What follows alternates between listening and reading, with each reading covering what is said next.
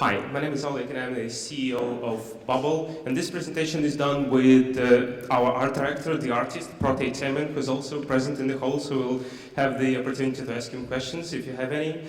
And so this talk is going to be about our one-year journey, like how we got from where we were, like what we were doing a year ago and where we are right now.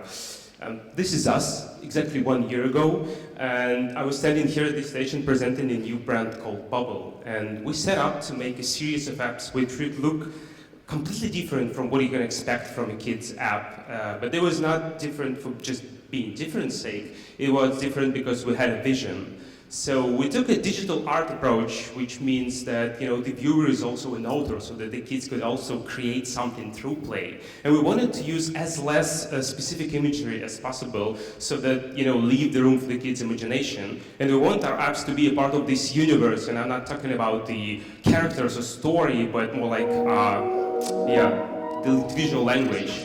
And this is our first app. This is what we came up with, and it's called BUBL Tab, and I'm going to show small 20-second bits of our apps.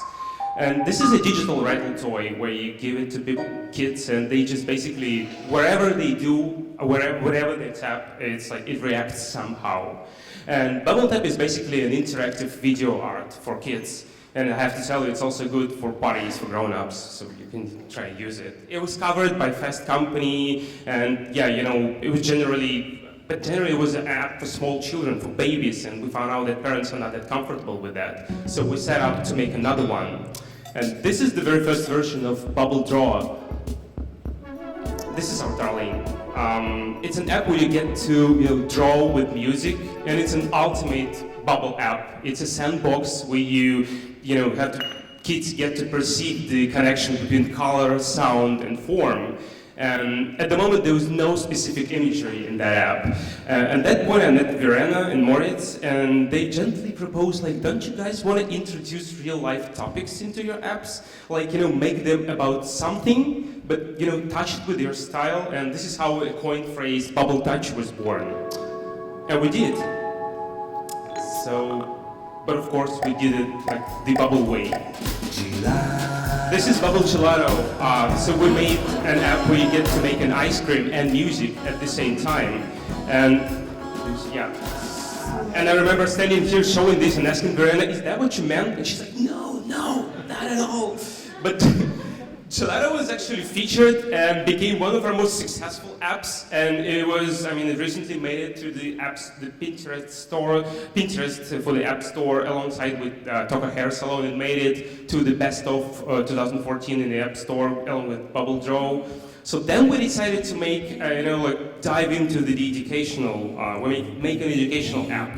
So we took ABC, which is probably the most overused educational topic, and put this into our universe to see what will come out of that.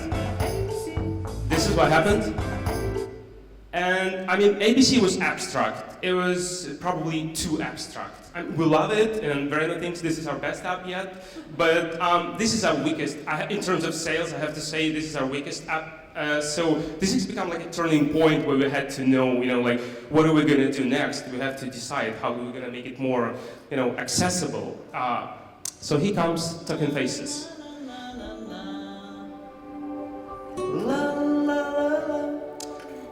So we've introduced real life characters and professions and emotions, and let the kids play it the BUBL way, of course.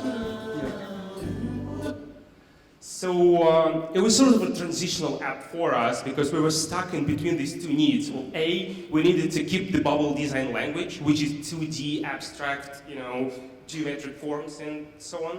But at the same time, we needed to make it more accessible, digestible, and for the general audience. So we got to a point where we were asking ourselves all those questions, but it all boiled down to basically two questions. Well, one, how do we make a popular, accessible app without sacrificing our vision? And two, is our brand, is it working at all? Do we need to scrap it? Maybe we just need to come up with something new, but we've been invested 2 years into that. So while we were thinking, we made an update for BUBL Draw. It was basically, we added a new jazz section, we added a gallery of Ready art, and sort of made it a little bit more accessible. And it worked, surprise. Yeah, so yeah, I mean, it boosted not only our sales, but our bundle sales. So all of our apps finally, like lined up into this cohesive, coherent series, and people were coming back for more. So, I mean, it boosted our morale, and at the same time we thought, okay, so the next app is gonna be Bubble, but different. So these are two renders Prote just came up with while we were researching for our next app, and we didn't know what it's going to be about. We just knew two things: A, familiar topic, cars, and B, it has to be, I mean, we have to transfer our language to 3D, which is much more engaging. And so 4 months later, here comes the Bubble City Cars Adventures, which is an app about 8 city cars going on an adventure, and like there's a lot going on. You're driving through this lush 3D scenario, and a lot is going on, but you have this feeling of an adventure. And okay, so this is us 1 year ago, hopefully knowing what we're doing right now. Like, probably this is hopefully me. I mean, Prote did this image. So two lessons learned during this year. A, establishing a brand doesn't happen overnight. It doesn't happen that fast, and you need to give it some time. And B, sacrificing and making it more accessible doesn't necessarily mean that you make an app about cute little bunnies.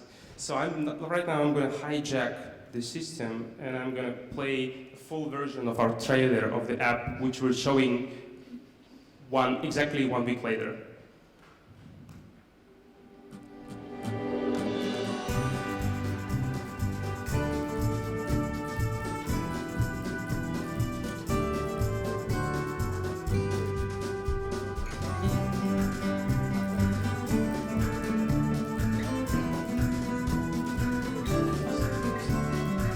So great to see it in the big screen.